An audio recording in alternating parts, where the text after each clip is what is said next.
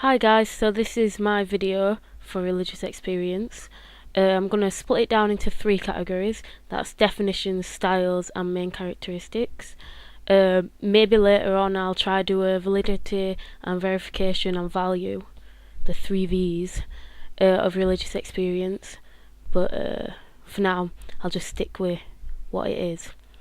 I've also got some resources that if you email me, I can just email them you because just Word files it might come in handy before you do the exam. So I'm going to start by discussing the style of religious experience. So you can have direct or indirect. An example of direct would be revelations. For example, God to Muhammad, that were direct. Whereas you can have indirect, which could be in prayer or anything like that through reading scriptures. Next is personal and private or public experiences. So that's like God speaking to somebody privately in a dream, or it could be the resurrection of Jesus that was saw by a lot of people. Then you can have everyday experiences and then dramatic experiences. So every day could be like prayer, where you do it every single day or 5 times a day in for Muslims. And then dramatic is like conversion, for example, of Saul on his way to Damascus. And then finally you have spontaneous, or as a consequence of discipline. So discipline could be like meditation or anything like that, and then spontaneous could be just like looking out of your window and deciding that the what you see is the work of God. Okay, so we're going to move on to definitions of religious experience. There's quite a few of these, and I think it will be beneficial for me to send you the resource that I'm using at the moment because it's really good. It's just like a list, and you can just learn them. Yeah. So I'll start on that. One definition of it is where transcendent reality becomes known to man. So this could be through special revelations or ordinary revelations. So ordinary revelations could be just through worship, and that's like normally indirect. Whereas special revelations would be something like the revelation to Muhammad through the angel Jibril, and then so that's more direct. There's quite a bit of difference between them. I'm sure you'll figure it out. And then another definition is something that is wholly other than any other normal experience. By Peter Cole, if you want to quote, wholly other, and it leads to a sense of God. So one of these could be a vision. A good example is the vision of Mary by Bernadette. This is already like This is also called a corporeal experience. Basically, it's when you see a dead person. It's a fancy word to get in. I'm not sure how you say it. So another type of religious experience is one that's a result of prayer or discipline. So, for example, Muhammad on the night of power, as he were up a cave and meditating and fasting. Another definition is that it's an event with religious significance. So that could be an answer to a prayer or daily puja ritual in Hinduism. Wittgenstein describes it as seeing as. So that could be seeing something that could be completely coincidental but answers your prayers as something from God. Something that people get quite confused with is the difference between this and a miracle. A miracle is something that breaks the law of nature and it's attributed to God, whereas something with religious significance could be anything. It might not necessarily break the law of nature. So a miracle, for example, is Jesus healing a blind man. That's a miracle. Whereas something with religious significance could be you wishing that you'd win the lottery and then you win the lottery. Like, it's not a miracle, really, it can happen. Yeah, so, yeah, that's that. Another experience, another religious experiences are also described as I-thou experiences by M. Buber. I'm not sure if you say it like that, but yeah, basically it's a personal experience. So it's direct from someone from God to someone else. So God to Muhammad, for example, or Moses' encounter with God. Another type of religious experience is a numinous experience.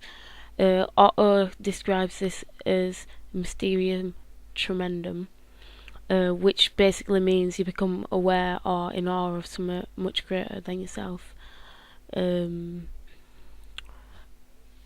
Another type of experience is a corporate experience, which is basically when a lot of people witness something from God.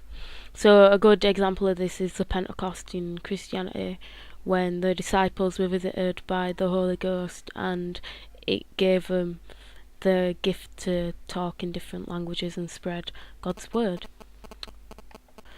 Another definition is a conversion experience, which basically means that God reveals himself or gives a message and the person changes how they live and how they behave. So a good example of this is the experience of Saul on his way to Damascus, when he were blinded by a light and heard a voice, couldn't see anymore, was healed. So this is really a miracle and everything all in one.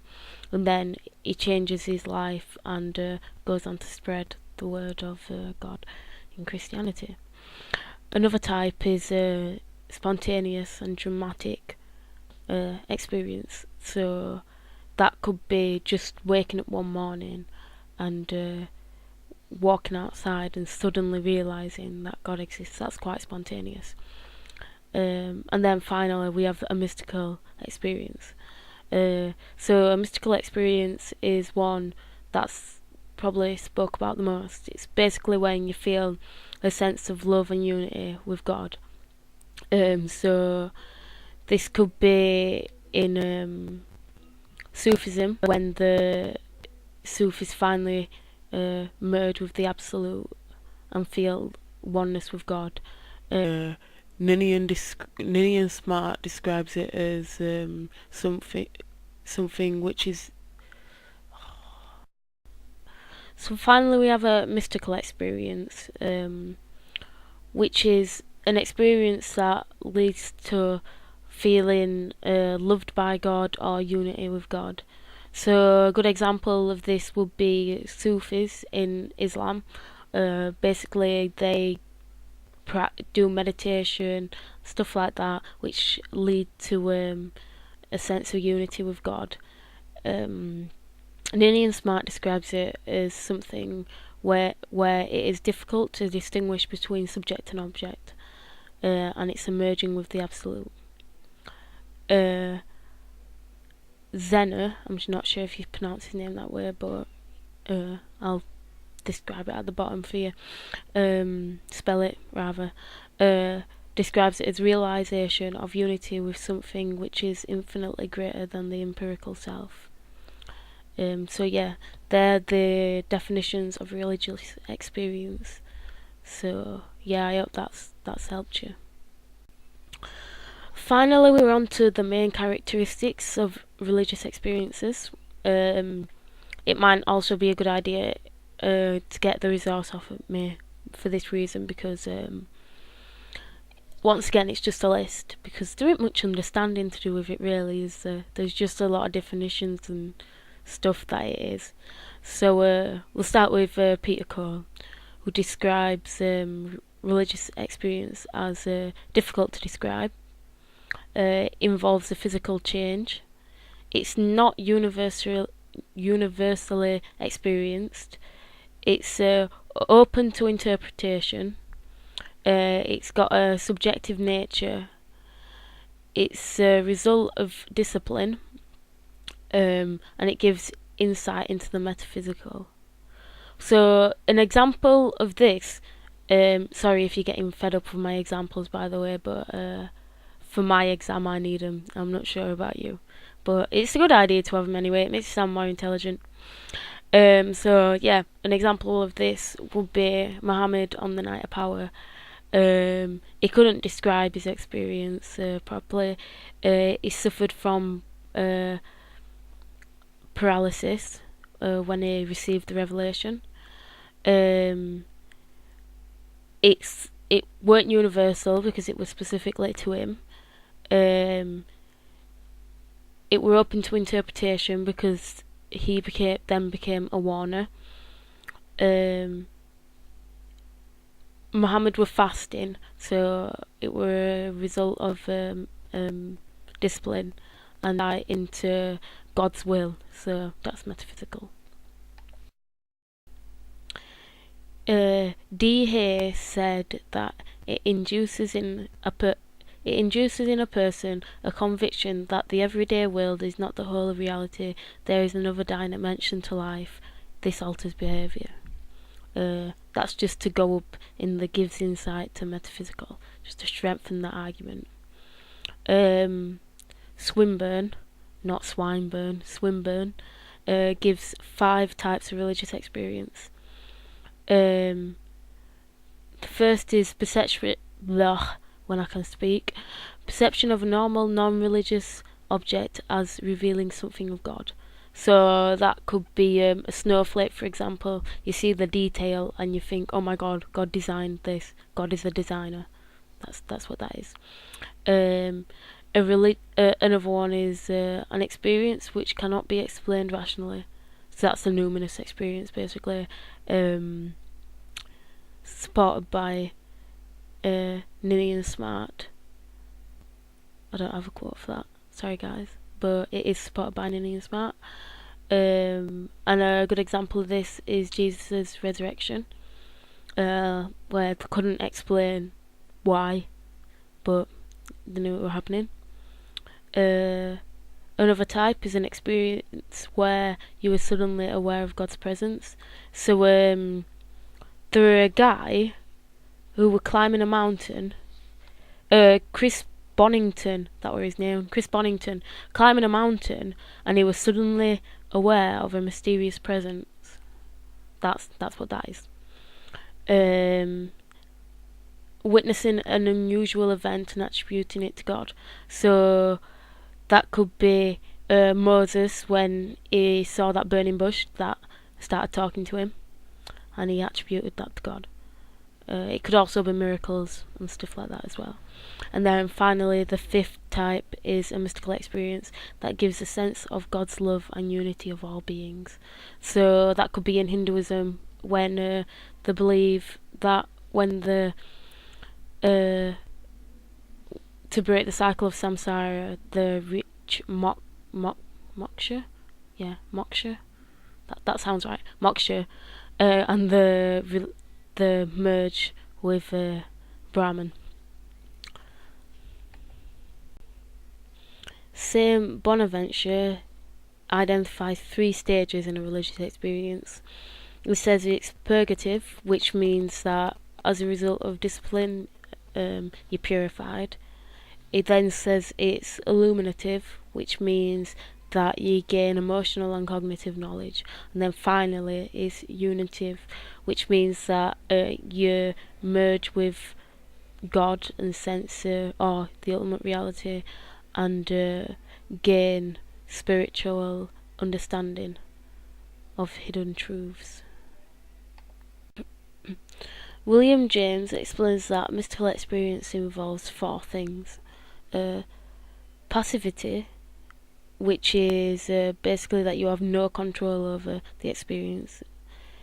Second one was ineffability, which means it's really hard to describe. Noeticality, yeah, that's how you say it, which leads to awareness of spiritual truths and understanding. and then transiency, which is out of the proportion of time. So that's my video done, guys. I hope it's helped you out. It's helped me going through it all again. Like I said, email me and I'll send you some Word files. And good luck on your exams.